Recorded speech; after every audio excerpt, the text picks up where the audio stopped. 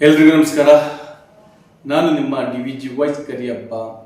ಇವತ್ತಿನ ವಿಚಾರ ಶಿಕ್ಷಣದ ಬಗ್ಗೆ ನಿಮ್ಮೆಲ್ಲರಿಗೂ ತಿಳಿಸಬೇಕು. ಆ ಶಿಕ್ಷಣವನ್ನು ಕಂಟ್ರೋಲ್ ಮಾಡಲಿಕ್ಕೆ, ಆ ಶಿಕ್ಷಣದಲ್ಲಿ ಒಳ್ಳೆಯ ವಿಚಾರಗಳನ್ನು ತಿಳಿಸಲಿಕ್ಕೆ.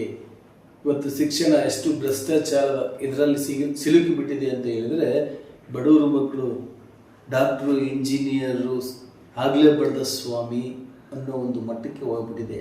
ಹೈಯರ್ ಎಜುಕೇಷನ್ ಬಡವರು ಮಕ್ಕಳು ಮಾಡಲೇಬಾರ್ದ ಅನ್ನೋ ಪರಿಸ್ಥಿತಿ ಉಂಟಾಗಿದೆ. ಅದಕ್ಕೆ ಒಂದು ಎಕ್ಸಾಂಪಲನ್ನು ಕೊಡ್ತಾ ನಾನು ನಿಮಗೆ ಈ ವಿಚಾರವನ್ನು ತಿಳಿಸ್ತಾ ಹೋಗ್ತೀನಿ.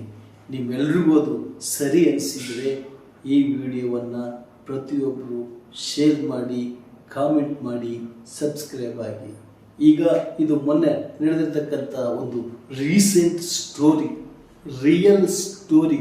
ಆ ರಿಯಲ್ ಸ್ಟೋರಿಗೆ ಟ್ವಿಸ್ಟ್ ಕೊಡೋಣ ಅಂತ ಹೇಳಿದರೆ, ನಾನು ನಮ್ಮ ಚಾನಲ್ನ ಒಂದು ಕೆಲಸ ವಿಚಾರವಾಗಿ ಈ ವಿಡಿಯೋವನ್ನು ಸ್ವಲ್ಪ ಲೇಟಾಗಿ ಮಾಡ್ತಾ ಇದ್ದೀನಿ ಅಷ್ಟೇ. ಏನಿಲ್ಲಿ ಪಕ್ಕದಲ್ಲಿ ಬರ್ತಾ ಇದೆಯಲ್ಲ ನಮ್ಮ ದಾವಣಗೆರೆಯ ಯೂತ್ ಅಂತ ಹೇಳಿದ್ರೆ ಸಂಘಟನೆ ಅಂದರೆ ಏನು, ಆ ಸಂಘಟನೆ ಮಾಡಬೇಕಾದ್ರೆ ನಾವೇನು ತಿಳ್ಕೋಬೇಕು, ನಾವು ತಿಳ್ಕೊಂಡಿರ್ತಕ್ಕಂಥ ವಿಚಾರವನ್ನು ಸಮಾಜಕ್ಕೆ ಯಾವ ರೀತಿ ತಿಳಿಸ್ಬೇಕು, ಆ ತಿಳಿಸಿದಾದ ಮೇಲೆ ಅದನ್ನು ಕಾರ್ಯರೂಪಕ್ಕೆ ಯಾವ ರೀತಿ ತರಬೇಕು, ಆ ತಂದಂಥ ಸಮಯದಲ್ಲಿ ಜನರಿಗೆ ಯಾವ ರೀತಿ ಅವೇರ್ನೆಸ್ಸನ್ನು ಮೂಡಿಸ್ಬೇಕು ಅನ್ನೋದು ಆ ಟೀಮ್ ಲೀಡ್ರಿಗೆ ಗೊತ್ತಿರಬೇಕು. ನಾನು ಈಗಾಗಲೇ ಗೊತ್ತಾಗ್ತಾ ಇದೆ ನಿಮಗೆ ಯಾರ ಬಗ್ಗೆ ಮಾತಾಡ್ತಾ ಇದ್ದೀನಿ ಅಂತ.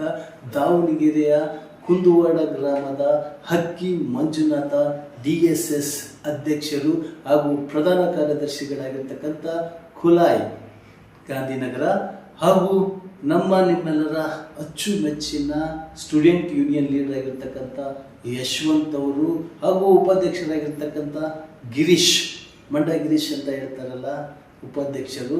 ಯಾಕೆ ನಾನು ಇವ್ರನ್ನೆಲ್ಲ ಯೂತ್ ಅಂತ ಹೇಳ್ತೀನಿ ಅಂತ ಹೇಳಿದ್ರೆ, ಇವರು ಈಗಿನ ಒಂದು ಶಕ್ತಿ, ಆ ಶಕ್ತಿಯನ್ನು ಕುಂದಿಸ್ಲಿಕ್ಕೆ ಅಧಿಕಾರಿಗಳು ಹಾಗೂ ಅಭಿವೃದ್ಧಿ ಹೊಂದಿರತಕ್ಕಂಥ ವ್ಯಕ್ತಿಗಳು ಯಾಕೆ ಕುಂದಿಸ್ತಾರೆ, ಅವ್ರ ಬಗ್ಗೆ ಯಾಕೆ ಒಂದು ಕೇಸ್ ಆಗುತ್ತೆ, ಆ ಕೇಸನ್ನು ಯಾಕೆ ಮಾಡಿದರು ಅನ್ನೋದ್ರ ಬಗ್ಗೆ ಸಂಪೂರ್ಣ ಮಾಹಿತಿಯನ್ನು ನಿಮಗೆ ಕೊಡ್ತಾ ಹೋಗ್ತೀನಿ. ಯಾಕೆ ಅಂತ ಹೇಳಿದರೆ, ಇದು ಮೊನ್ನೆ ರೀಸೆಂಟಾಗಿ ನಡೆದಿರ್ತಕ್ಕಂಥ ಸ್ಟೋರಿ. ಇದು ಈಗ ನೀವೆಲ್ಲರೂ ಆಶೀರ್ವಾದ ಮಾಡಿದರೆ ಆ ವ್ಯಕ್ತಿಗಳು ಯಾಕೆ ಜೈಲಿಗೆ ಹೋಗ್ತಾರೆ ಎಂಬುದರ ಬಗ್ಗೆ ಡೀಟೇಲ್ ಕೊಡ್ತಾ ಹೋಗ್ತೀನಿ. ಯಾಕೆ ಅಂತ ಹೇಳಿದ್ರೆ, ಈ ಹಿಂದೆನೂ ಸಹ ನಾನು ಈ ಅಕಾಡೆಮಿಗಳ ವಿಚಾರವಾಗಿ ವಿರುದ್ಧ ದಂಗೆ ನಿಂತ್ಕೊಂಡಿದ್ದೆ. ನನ್ನ DVG ವಾಯ್ಸ್ ಮೂಲಕ ಹಾಗೂ ಕರ್ನಾಟಕ ನೈಜ ನಾಯಕ ಬೇಡರ ಪಡೆಯ ರಾಜ್ಯಾಧ್ಯಕ್ಷ ನಾನು ಆ ವಿಚಾರವಾಗಿ ಇಟ್ಕೊಂಡು ಹೋಗಿದ್ದೆ. ಅವಾಗ ಸುಮಾರು ಇನ್ಫ್ಲೂಯೆನ್ಸ್ ಇರ್ತಕ್ಕಂಥವ್ರು ಫೋನ್ ಮಾಡಿಬಿಟ್ಟು, ಇಲ್ಲ ಅದು ನಂದು, ನನಗೆ ಭಾಳ ಬೇಕಾದವ್ರದ್ದು. ಯಾಕೆಂದರೆ ಒಬ್ಬ ವ್ಯಕ್ತಿ ಮುಂದೆ ಹೋಗಬೇಕು ಅಂತ ಹೇಳಿದರೆ ಎಲ್ಲವನ್ನು ಬಲಿಷ್ಠವಾಗಿ ಇಟ್ಕೊಂಡೇ ಹೋಗಬೇಕಾಗಿದೆ. ಇವತ್ತಿನ ಒಂದು ವಾಸ್ತವ ಕಥೆಯಲ್ಲಿ ಜೀವನ ನಾವು ಹೊಂದ್ಕೊಂಡಂಗೆ ಆಗಲಿಲ್ಲ ಅಂದರೆ ಹೊಂದ್ಕೊಂಡಂಗಾದರೂ ಹೋಗಬೇಕು ಅಂತ ಹೇಳ್ತಾರಲ್ಲ, ಆ ಪರಿಸ್ಥಿತಿಯ ಸೃಷ್ಟಿ ಮಾಡಿ ಇಟ್ಬಿಟ್ಟಿದೆ ಈ ವ್ಯವಸ್ಥೆ. ಅದಕ್ಕೋಸ್ಕರ ನಾನು ಇವರ ವಿಡಿಯೋವನ್ನು ನಿಮಗೆ ತೋರಿಸ್ತಾ ಇದ್ದೀನಿ. ನೋಡಿ, DSS ಮಂಜುನಾಥ್ ಅವರು ಸಮಾಜಕ್ಕೆ ಯಾವುದೋ ಒಂದು ಒಳ್ಳೆಯ ಉದ್ದೇಶ ಇಟ್ಕೊಂಡು ಬಂದರು. ಸಂಘಟನೆ ಕಟ್ಟಲೇಬೇಕು ಅನ್ನೋ ಒಂದು ಉದ್ದೇಶ ಇಟ್ಕೊಂಡು. ಯಾಕಂದರೆ ಈ ಹಿಂದೆ ಸುಮಾರು ಸೀನಿಯರ್ಸ್ಗಳ ಜೊತೆ ಎಲ್ಲ ಹೋರಾಟ ಮಾಡಿರ್ತಕ್ಕಂಥ ಯುವ ಪ್ರತಿಭೆ, ಯುವ ಸಮಾಜವನ್ನು ಬದಲಾವಣೆ ಮಾಡಿಕೊಟ್ಟಿರ್ತಕ್ಕಂಥ ಯುವಕರ ತಂಡಕ್ಕೆ ಸ್ಫೂರ್ತಿಯಾಗಿ ನಿಲ್ಲಬೇಕಾಗಿರ್ತಕ್ಕಂಥದ್ದು ಪತ್ರಕರ್ತರು ಹಾಗೂ ಮೀಡಿಯಾದವ್ರ ಕೆಲಸ ಆಗಬೇಕು. ಇವತ್ತು ಬಿಡಿ, ನಿಮ್ಮೆಲ್ಲರಿಗೂ ಗೊತ್ತಾಗ್ತಾ ಇದೆ, ಯಾರು ಉತ್ತಮ ಸಮಾಜವನ್ನು ಬದಲಾವಣೆ ಮಾಡೋಕ್ಕೆ ಹೋಗ್ತಾರೋ ಅವನ ತಲೆ ಸರಿ ಇಲ್ಲ ಅನ್ನೋ ಒಂದು ಮಟ್ಟಕ್ಕೆ ಹೋಗ್ತಾರೆ, ಇಲ್ಲ ಅವನು ಭ್ರಷ್ಟಾಚಾರ ಎಂಬ ಮಟ್ಟಕ್ಕೆ ಹೋಗ್ತಾರೆ. ಆ ವ್ಯಕ್ತಿ ಯಾರು ಸಹಾಯ ಮಾಡಬೇಡಿ ಅಂತ ಓಪನ್ ಆಗಿ ಸ್ಟೇಟ್ಮೆಂಟ್ ಕೊಡ್ತಾರೆ. ಆ ವ್ಯಕ್ತಿ ಸಮಾಜಕ್ಕೆ ಉತ್ತಮರು ಅಂತ ತೋರ್ಸಕ್ಕೆ ಹೋದರೆ ಅವ್ರ ಹತ್ರಕ್ಕೆ ಏನಾದರೂ ಇಸ್ಕೊಂಡು ಇವರೆಲ್ಲ ಮಾಡ್ತಾ ಇದ್ದಾರೆ ಅನ್ನೋ ಪರಿಸ್ಥಿತಿಯನ್ನು ಉಂಟು ಮಾಡಿ ಇಟ್ಟು ಬಿಟ್ಟಿದ್ದಾರೆ.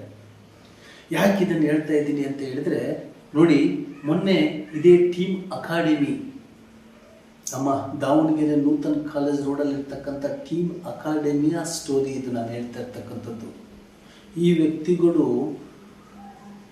ಎಜುಕೇಷನ್ ಡಿಪಾರ್ಟ್ಮೆಂಟಲ್ಲಿ ಎಷ್ಟು ಅನ್ಯಾಯ ಆಗ್ತಾ ಇದೆ, ಆ ಅನ್ಯಾಯವನ್ನು ತಡೆಯೋದಕ್ಕೋಸ್ಕರ ಅರ್ಜಿಗಳನ್ನು ಹಾಕಿದ್ದಾರೆ. ಯಾವ ರೀತಿ ಅರ್ಜಿಗಳನ್ನು ಹಾಕಿದ್ದಾರೆ? ಒಂದು ಕಾಲೇಜು, ಪ್ರೈವೇಟ್ ಕಾಲೇಜು, ಒಂದು ಪ್ರೈವೇಟ್ ಅಕಾಡೆಮಿ. ಆ ಪ್ರೈವೇಟ್ ಕಾಲೇಜು, ಪ್ರೈವೇಟ್ ಅಕಾಡೆಮಿಗೆ ಪ್ರೊಸೀಜರ್ ಅಂತ ಇರಬೇಕಲ್ಲ ಸ್ವಾಮಿ. ಆ ಪ್ರೊಸೀಜರ್ ಕೇಳಿದರೆ ಇವರು ದುಡ್ಡು ಕೇಳಿದರು, ದುಡ್ಡಿಗೆ ಡಿಮ್ಯಾಂಡ್ ಮಾಡಿದರು ಅಂತ ಪಕ್ಕಕ್ಕೆ ಇನ್ನೊಬ್ಬ ಯಾವುದೋ ಅಪರಿಚಿತ ವ್ಯಕ್ತಿಯನ್ನು ಇಟ್ಕೊಂಡು ಒಂದು FIR ಮಾಡ್ತಾರೆ.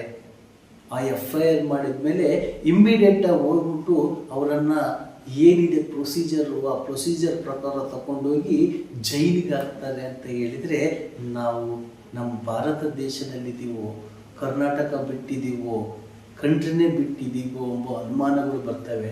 ಯಾಕೆ ನಾನು ಈ ವಿಡಿಯೋ ನಿಮಗೆ ಮಾಡಿ ತೋರಿಸ್ತಾ ಇದ್ದೀನಿ ಅಂತ ಹೇಳಿದರೆ, ಸಮಾಜದ ಯುವಕರು ಕಣ್ರಿ ಅವರು, ಸಮಾಜದ ಬದಲಾವಣೆಗೋಸ್ಕರ ಶ್ರಮಿಸ್ತಕ್ಕಂಥ ನಾಯಕರುಗಳಾಗೋರೆಲ್ಲ ಮುಂದೆ ದೊಡ್ಡ ದೊಡ್ಡ ವ್ಯಕ್ತಿಗಳಾಗಬೇಕು ಅಂತ ಕನಸಿಟ್ಕೊಂಡಿರೋರು, ಸಮಾಜದಲ್ಲಿ ಅವರದ್ದೇ ಆದ ಒಂದು ಛಾಪ ಮೂಡಿಸ್ಬೇಕು ಅಂತ ಹೊರಟಿರ್ತಕ್ಕಂಥವ್ರವರು. ಅಂಥ ವ್ಯಕ್ತಿಗಳನ್ನು ನೀವು ಜೈಲಿಗಟ್ತೀರಿ ಅಧಿಕಾರಿಗಳು ಹಾಗೂ ಈ ರಾಜಕಾರಣಿಗಳು. ಅಂದರೆ ನಾನು ಎಲ್ಲ ರಾಜಕಾರಣಿಗಳ ಬಗ್ಗೆ ಮಾತಾಡ್ತಾ ಇಲ್ಲ, ಅದಕ್ಕೆ ಸಂಬಂಧಪಟ್ಟಿರ್ತಕ್ಕಂಥವ್ರು, ಆ ಕಾಲೇಜಿಗೆ ಸಂಬಂಧಪಟ್ಟಿರ್ತಕ್ಕಂಥವ್ರು ರಾಜಕಾರಣಿದೆ ಅದು ಅಂತ. ಯಾಕೆಂದರೆ ಇವತ್ತು ಒಬ್ಬ ದೊಡ್ಡ ವ್ಯಕ್ತಿಗೆ ಸಪೋರ್ಟಿಗೆ ಎಲ್ಲರೂ ನಿಂತ್ಕೊಳ್ತಾರೆ. ಒಬ್ಬ ಸಮಾಜವನ್ನು ಬದಲಾವಣೆ ಮಾಡೋಕೆ ಹೋಗ್ತಕ್ಕಂಥ ಹೋರಾಟಗಾರರಿಗೆ ಯಾರು ನಿಂತ್ಕೊಂತಾರೆ ಹೇಳಿ? ಯಾರು ನಿಂತ್ಕೊಂತಾರೆ? ಪತ್ರಕರ್ತ ನಿಂತ್ಕೋಬೇಕು. ಸಮಾಜದ 4ನೇ ಅಂಗ ಅಂತ ಹೇಳ್ಕೊಳ್ಳೋದಲ್ಲ, ಅಂಗಾಂಗದಲ್ಲಿರ್ತಕ್ಕಂಥ ಪ್ರತಿಯೊಂದು ಸ್ಟೋರಿಯನ್ನು ಜನರಿಗೆ ತಿಳಿಸ್ಬೇಕು, ಸತ್ಯ ವಿಚಾರಗಳನ್ನು ತಿಳಿಸ್ಬೇಕು. DSS ಮಂಜು ಅವರು ದುಡ್ಡು ಕೇಳಿದರೆ ಅಂತ ಅವ್ರು ಏನಾದರೂ ಎವಿಡೆನ್ಸ್ ಇಟ್ಕೊಂಡು ಇವರು ಹೋಗಿ ಅಲ್ಲಿ ಏನಾದರೂ ಗಾಂಚಲಿ ಮಾತುಗಳನ್ನು ಆಡಿದರೆ, ಬರೇ ಮಂಜುನಾಥ್ ಅವ್ರ ಬಗ್ಗೆ ಹೇಳಲ್ಲ, ಆ ತಂಡದ ಬಗ್ಗೆ ಹೇಳ್ತೀನಿ. ಇವ್ರ ಕಡೆಗೆ ಆ ರೀತಿಯಾಗಿ ಎವಿಡೆನ್ಸ್ ಇದ್ದಿದ್ರೆ ಅವ್ರು FIR ಮಾಡಿ ಅವರು ಜೈಲಿಗೆ ಕಳಿಸ್ರಿ. ಇವರು ಆ ಕಾಲೇಜ್ ಹತ್ರಕ್ಕೆ ಹೋಗಿಲ್ಲ ಅಂತ ಹೇಳಿದ ಮೇಲೆ ಇವ್ರ ಮೇಲೆ ಅವ್ರು ಹೆಂಗ್ರಿ FIR ಮಾಡ್ತಾರೆ? ಆಯಿತು, FIR ಮಾಡ್ಕೋಬೇಕಾದ್ರೆ ಅಟ್ಲೀಸ್ಟ್ ಒಂದು ಎವಿಡೆನ್ಸ್ ಇಲ್ದಂಗೆ ನೀವು ಕಾನೂನಲ್ಲಿ ಇದೆ ಅಂತ ತಿಳ್ಕೊಂಡು ಮಾಡ್ತೀರಾ ಅಂತ ಹೇಳಿದರೆ, ಒಳ್ಳೆ ವ್ಯಕ್ತಿಗಳನ್ನೆಲ್ಲ ನೀವು ಯಾವ ದಾರಿ ತೋರ್ಸೋಕೆ ಹೊರಟಿದ್ದೀರಾ ಅಧಿಕಾರಿಗಳು? ಒಳ್ಳೆ ವ್ಯಕ್ತಿಗಳಿಗೆ ಯಾವ ದಾರಿ ತೋರ್ಸೋಕೆ ಹೊರಟಿದ್ದೀರಾ?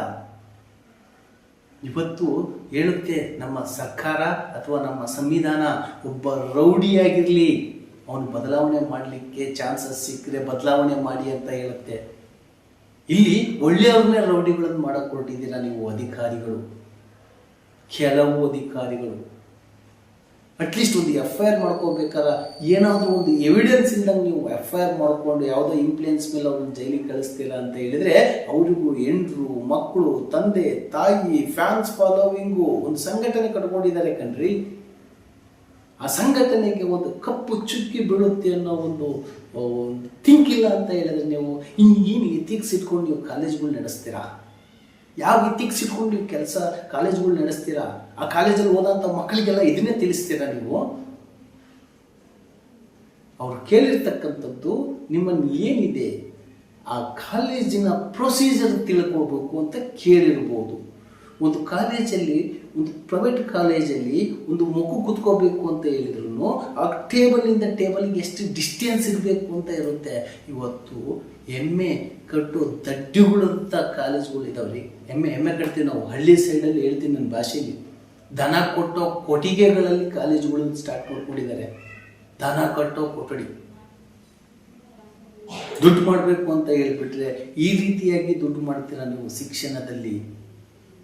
ಅಲ್ಲಿ ಕಲ್ತಿರ್ತಕ್ಕಂಥ ಮಕ್ಕಳು ಇವನ್ನೇ ನಿಮ್ಗೆ ತಿಳಿಸ್ಬೇಕಾ?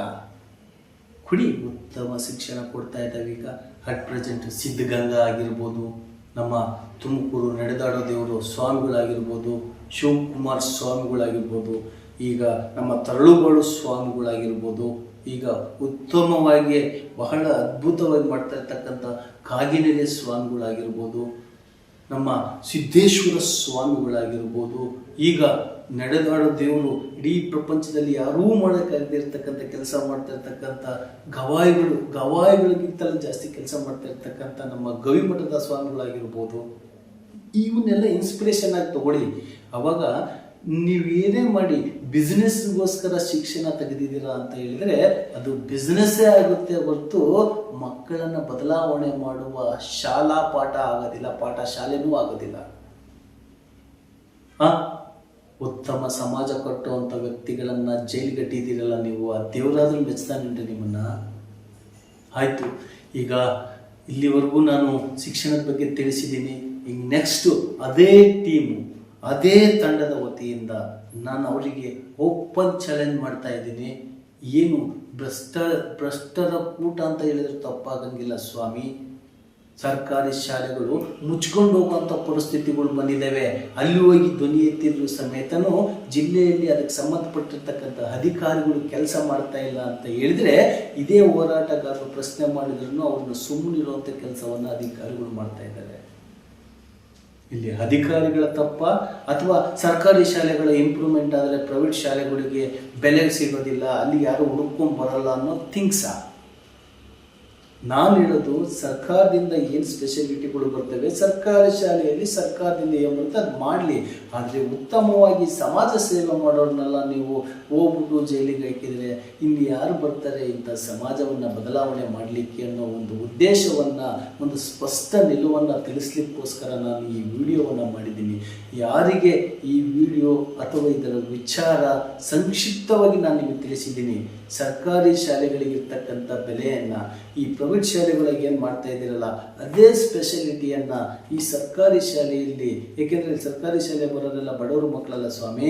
ತರಕಾರಿ ಮಾರೋರು, ಫುಟ್ಪಾತಲ್ಲಿ ಇಟ್ಕೊಂಡು ತರಕಾರಿ ಮಾರೋರು, ಕಟಿಂಗ್ ಮಾಡೋರು, ಶೇವ್ ಈ ಥರ ವ್ಯಕ್ತಿಗಳು, ಕೂಲಿ ಕಟ್ಟಡ ಕೆಲಸ ಮಾಡೋವಂಥವ್ರು, ದಿನಗೂಲಿ ಕೆಲಸ ಮಾಡೋರು, ಅಸಂಘಟಿತ ಚಾಲಕರ ಮಕ್ಕಳು,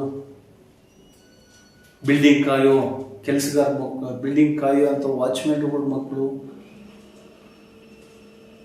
ಎಲ್ಲೋ ಹೋಟೆಲ್ನಲ್ಲಿ ಹೋಗಿ ಕೆಲಸ ಮಾಡೋವಂಥ ಮಕ್ಕಳು, ಕುಕ್ಕರ್ಗಳ ಮಕ್ಕಳು, ಮನೆ ಕೆಲಸ ಮಾಡೋವಂಥವ್ರ ಮಕ್ಕಳು, ಇಂಥವ್ರ ಮಕ್ಕಳೇ ಅಲ್ಲ ಹೋಗೋದು.